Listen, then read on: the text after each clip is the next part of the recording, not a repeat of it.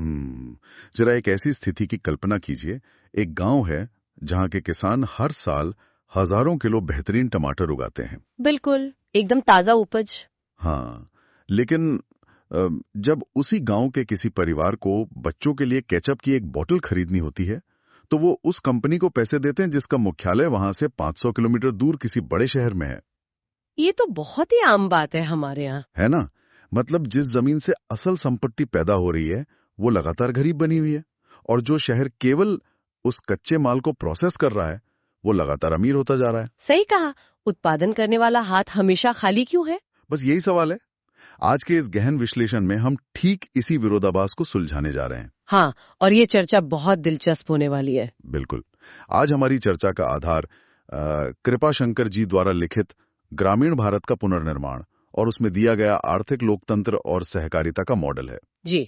हमारा उद्देश्य यहाँ महज किसी सिद्धांत को पढ़ना नहीं है, बल्कि उस तंत्र को, उस मैकेनिज्म को डिकोड करना है जो एक लाचार गांव को एक आत्मनिर्भर आर्थिक महाशक्ति में बदल सकता है। और मैं ये भी कहूंगी कि ये समझना आज के समय में और भी ज्यादा प्रासंगिक हो जाता है।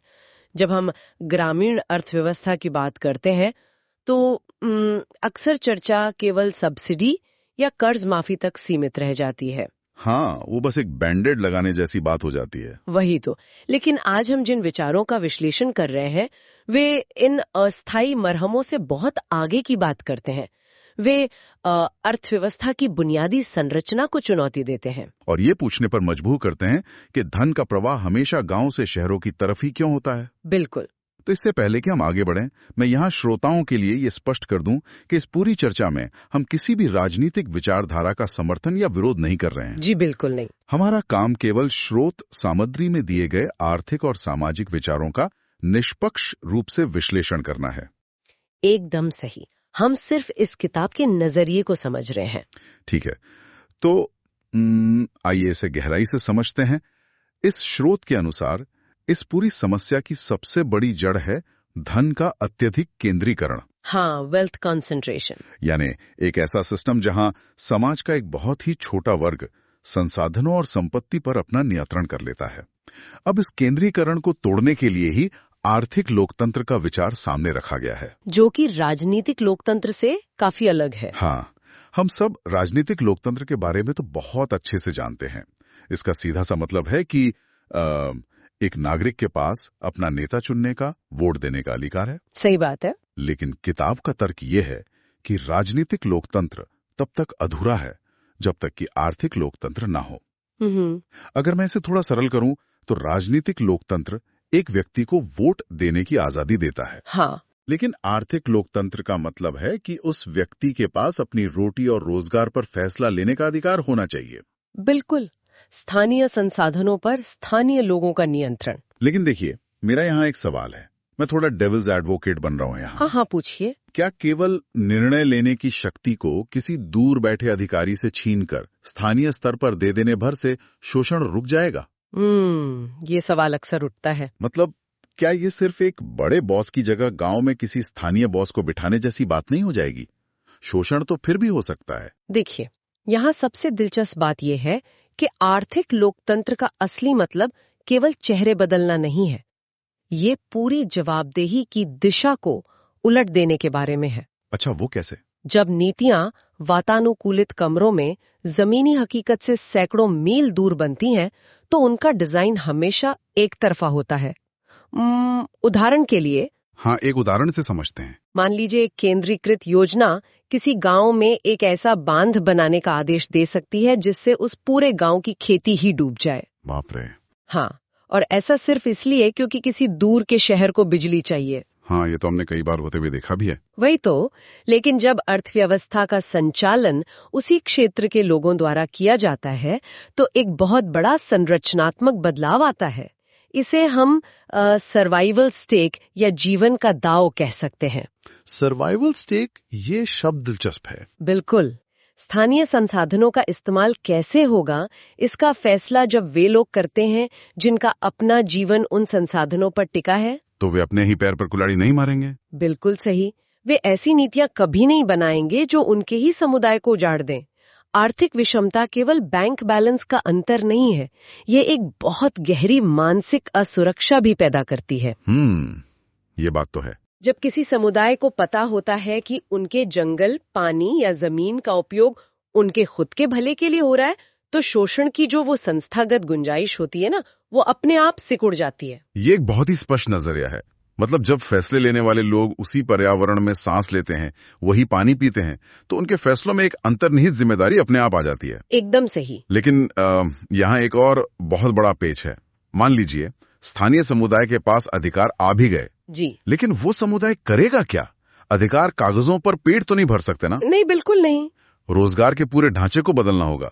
अगर मैं एक उपमा दूं, अगर एक मेज का 80% वजन सिर्फ उसके एक ही पाए पर डाल दिया जाए तो क्या होगा? वो मेज देर सवेर टूट ही जाएगी। बिल्कुल।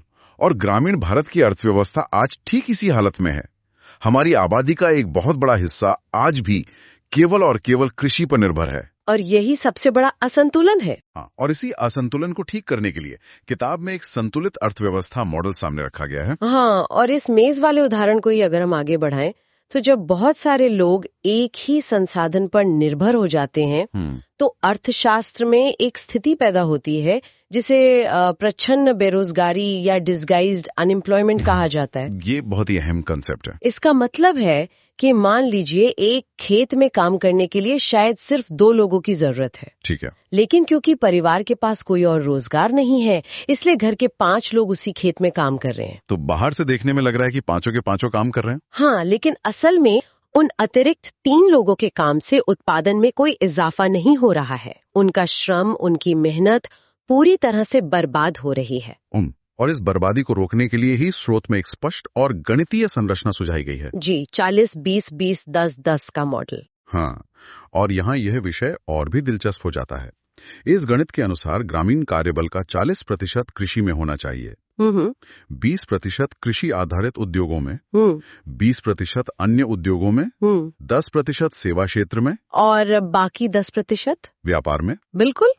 आप देखिए, मैं यहाँ फिर से थोड़ी चुनौती देना चाहूंगा। हाँ, बताइए। यह मॉडल सुनने में मतलब कागज पर बहुत शानदार लगता है, लेकिन क्या रातों रात लाखों लोगों को खेतों से निकालकर फैक्ट्रियों में डालना व्यवहारिक है?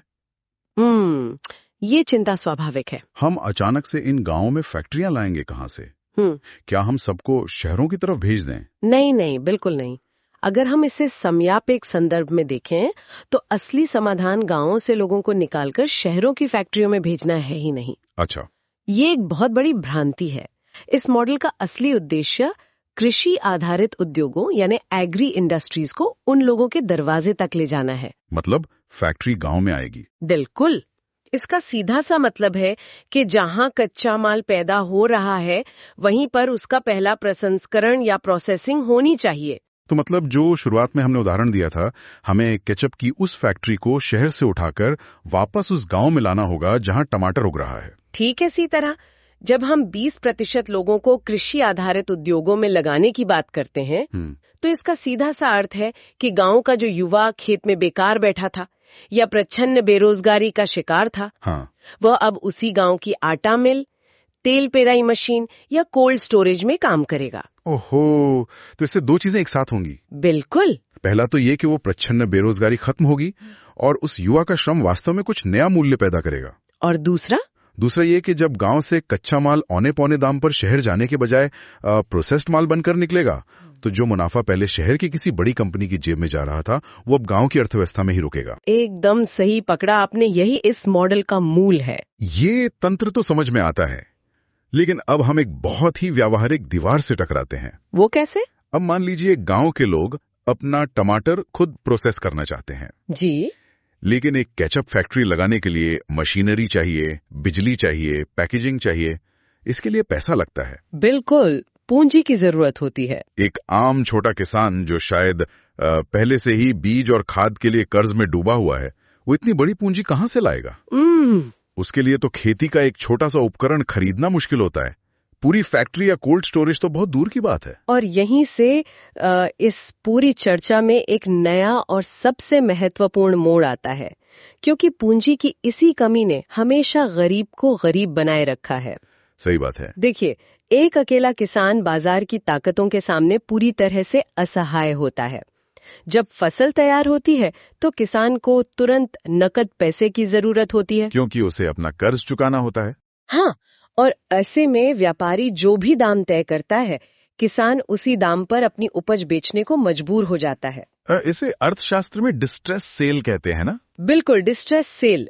इस चक्र को तोड़ने का केवल एक ही तरीका स्रोत में बताया गया है, और वो है समन्वित सहकारिता या इंटीग्रेटेड कोऑपरेटिव्स। तो सहकारिता का मतलब सिर्फ कुछ लोगों का समूह बनाना नहीं है, बल्कि ये बाजार से मोलभाव करने की एक सामूहिक ताकत पैदा करना है। इसे एक कदम और आगे ले जाकर देखते हैं। सहकारी समिति कोई चंदा इकट्ठा करने वाला क्लब नहीं है। ये जोखिम और पूंजी को साझा करने का एक बहुत ही आधुनिक आर्थिक ढांचा है। अच्छा। अगर एक गांव के 100 किसान अपनी थोड़ी थोड़ी पूंजी मिला लें, तो वे कोल्ड स्टोरेज आराम से बना सकते हैं। ओहो। और अब किसी भी किसान को अपनी फसल औने पौने दाम पर नहीं बेचनी पड़ेगी। बिल्कुल। वे अपनी फसल को सुरक्षित रख सकते हैं, और जब बाजार में दाम ऊंचे हों तब आराम से बेच सकते हैं। और इसी के साथ स्रोत में समन्वित खेती या इंटीग्रेटेड फार्मिंग का विचार भी जुड़ता है। जी। मैं इसे एक सर्वाइवल टूलकिट की तरह देखता हूँ। मतलब जरा सोचिए, एक मैकेनिक सिर्फ एक हथौड़े के भरोसे अपनी पूरी दुकान तो नहीं चलाता ना? बिल्कुल नहीं, उसे और भी औजार चाहिए। हाँ, अगर कोई पेच कसना है तो वहां हथौड़ा काम नहीं आएगा, उसे पेचकस चाहिए। वैसे ही एक किसान की टूल किट में सिर्फ धान या गेहूं नहीं होना चाहिए। सही कहा। अगर किसी साल बारिश नहीं हुई और धान की फसल बर्बाद हो गई तो क्या होगा? पूरा परिवार भूखा सोएगा। यही तो। इसलिए इस टूल किट में डेयरी, मत्स्य पालन, मधुमक्खी पालन, फल सब्जियां और औषधीय पौधे जैसे कई अलग अलग उपकरण होने चाहिए, ताकि अगर एक फेल हो जाए तो दूसरा उस नुकसान की भरपाई कर दे। बिल्कुल। और इस सर्वाइवल टूल किट वाले उदाहरण से एक और बहुत गहरी बात निकलती है। वो क्या? जब किसान समन्वित खेती और सहकारिता के मॉडल पर काम करते हैं ना, तो उनके भीतर एक बहुत बड़ा मनोवैज्ञानिक बदलाव आता है। अच्छा। माइंडसेट बदलता है। हाँ। जो किसान कल तक खुद को एक असहाय, कर्ज में डूबा हुआ और मौसम की मार सहने वाला पीड़ित मानता था, वो अब एक निर्णय लेने वाले व्यावसायिक तंत्र का हिस्सा बन जाता है। वो एक शोषित वर्ग से ऊपर उठकर एक आत्मनिर्भर उद्यमी बन जाता है। ये तो बहुत बड़ा शिफ्ट है। बिल्कुल। गांव के भीतर एक सामाजिक एकता और सामूहिक उत्तरदायित्व का जन्म होता है। हाँ, क्योंकि सबके हित आपस में जुड़ गए। वही तो। जब आपका और आपके पड़ोसी का आर्थिक हित एक ही कोल्ड स्टोरेज से जुड़ा हो, तो समाज में जो जुड़ाव पैदा होता है वो किसी भी सरकारी योजना से कहीं ज्यादा मजबूत होता है। क्या बात है। तो इस सब का असल में क्या मतलब है? मतलब अभी तक हमने खेती, पूंजी, बेरोजगारी और सहकारिता की बात की। जी। ये सब तो भौतिक जरूरतों और अर्थशास्त्र के इर्द गिर्द घूमता है, लेकिन अब किताब में हम एक ऐसे विषय की ओर बढ़ रहे हैं जिसकी चर्चा मैंने किसी पारंपरिक अर्थशास्त्र के मॉडल में कम ही सुनी है। हाँ, ये हिस्सा बहुत अनोखा है। इसमें मानव जीवन को 3 आयामों में देखा गया है: शारीरिक, मानसिक और आध्यात्मिक। एक जनात अर्थनीति की बात की गई है जो न्यूनतम आवश्यकताओं की गारंटी देती है, जैसे भोजन, वस्त्र। और दूसरी मानस अर्थनीति है जो मानसिक संतुलन और सृजनशीलता पर ध्यान केंद्रित करती है। बिल्कुल। और तो और इसमें भाषा को आर्थिक प्रगति से सीधे तौर पर जोड़ा गया है। मैं सच में हैरान हूं, एक आर्थिक मॉडल में किसी मातृभाषा या मानसिक विकास का क्या काम? ये एक बहुत ही महत्वपूर्ण सवाल खड़ा करता है। दरअसल होता क्या है कि पारंपरिक अर्थशास्त्र इंसान को सिर्फ उत्पादन करने और उपभोग करने वाली एक मशीन मान लेता है। हम सिर्फ कंज्यूमर बनकर रह गए। हाँ। लेकिन एक समाज का विकास केवल जीडीपी के आंकड़ों से तो नहीं होता ना? बिल्कुल नहीं। जन अर्थनीति का काम है इंसान की भौतिक असुरक्षा को खत्म करना। जब किसी इंसान को ये चिंता नहीं होती कि शाम का खाना कहाँ से आएगा, तब उसका दिमाग शांत होता है। हाँ, तब उसका दिमाग केवल उस सर्वाइवल मोड से बाहर निकलता है, और यहीं से मानस अर्थनीति शुरू होती है। अच्छा। एक भूखा या डरा हुआ इंसान कभी कोई नया आविष्कार नहीं कर सकता। वो कला या विज्ञान में कोई बड़ा योगदान नहीं दे सकता। आर्थिक सुरक्षा दरअसल सृजनशीलता या क्रिएटिविटी की पहली शर्त है। इसका मतलब है कि जब तक बुनियादी जरूरतें पूरी नहीं होंगी, हम उस समुदाय से किसी भी तरह के इनोवेशन या बौद्धिक विकास की उम्मीद कर ही नहीं सकते। एकदम सही। लेकिन इसमें भाषा का क्या पेंच है? क्या कोई विदेशी भाषा सच में किसी देश की अर्थव्यवस्था को रोक सकती है? देखिए, भाषा के इस विज्ञान को थोड़ा गहराई से समझना होगा। ठीक है। अब मान लीजिए आपको गणित का एक बहुत ही जटिल सवाल हल करना है, लेकिन शर्त यह है कि आप उन नंबरों को अपनी मातृभाषा में नहीं सोच सकते। आपको उन्हें पहले किसी और भाषा में अनुवाद करना होगा और फिर हल निकालना होगा। ओहो, ये तो बहुत मुश्किल हो जाएगा। मेरा दिमाग तो आधा इसी में उलझ जाएगा। बिल्कुल, आपकी ऊर्जा का एक बहुत बड़ा हिस्सा सिर्फ उस अनुवाद में खर्च हो जाएगा। दुनिया के सबसे बेहतरीन आविष्कार और सबसे गहरी सोच अक्सर उसी भाषा से निकल कर आती है जिसमें इंसान सपने देखता है, जिसमें वो स्वाभाविक रूप से सोचता है। हाँ, जब किसी समाज पर प्रशासन, न्याय व्यवस्था या शिक्षा के लिए कोई विदेशी भाषा थोप दी जाती है, तो समाज का वो विशाल वर्ग जो उस भाषा को नहीं जानता, वो आर्थिक और बौद्धिक दौड़ से तुरंत बाहर हो जाता है। ये तो बहुत गहरा विचार है। मतलब भाषा का ये दमन असल में विचारों और इनोवेशन का दमन है। बिल्कुल, जो अंततः देश की अर्थव्यवस्था को पंगु बना देता है। ये सच में नजरिया बदलने वाली बात है। अर्थव्यवस्था सिर्फ कारखानों और खेतों में नहीं, बल्कि लोगों के दिमाग में और उनकी भाषा में भी पनपती है। एकदम सही। लेकिन देखिए, ये तो हो गया सैद्धांतिक ढांचा। अगर हम जमीन पर लौटें तो इन सब चीजों को लागू करने के लिए बहुत से बुनियादी ढांचे की जरूरत होगी। जी बिल्कुल होगी। किताब में ये भी स्पष्ट है कि एक ही नीति पूरे देश पर लागू नहीं की जा सकती। मतलब वन साइज फिट्स ऑल यहाँ काम नहीं करेगा। हाँ, भारत जैसी विविधता वाले देश में तो बिल्कुल नहीं। पहाड़ की किसी गांव की आर्थिक जरूरतें रेगिस्तान के किसी गांव से बिल्कुल अलग होंगी। इसलिए स्थानीय भूगोल के अनुसार सड़कों, सिंचाई, ऊर्जा के विकेंद्रीकृत ग्रिड और भंडारण की सुविधा बनानी होगी। जी। लेकिन इन सब से ऊपर एक ऐसी मांग की गई है जो मुझे फिर से थोड़ी उलझन में डालती है। वो क्या? कहा गया है कि इस पूरे मॉडल की सफलता के लिए एक नैतिक और दूरदर्शी नेतृत्व की जरूरत है। अब मैं यहाँ फिर से एक व्यावहारिक सवाल उठाना चाहूंगा। हाँ, बिल्कुल। क्या नैतिकता को किसी आर्थिक मॉडल का हिस्सा बनाया जा सकता है? मतलब हम एक पूरे देश की अर्थव्यवस्था को महज इस उम्मीद पर कैसे छोड़ सकते हैं कि कोई बहुत ईमानदार और नैतिक नेता आएगा और सब ठीक कर देगा? यह संशय बहुत स्वाभाविक है और मैं सहमत हूँ कि अर्थव्यवस्था को किसी व्यक्ति विशेष के अच्छे व्यवहार के भरोसे नहीं छोड़ा जा सकता। तो फिर किताब का क्या तर्क है? देखिए, बात यहाँ किसी मसीहा के इंतजार की नहीं हो रही है। नैतिकता और दूरदर्शी नेतृत्व कोई ऐसी चीज नहीं है जो आसमान से टपकती है।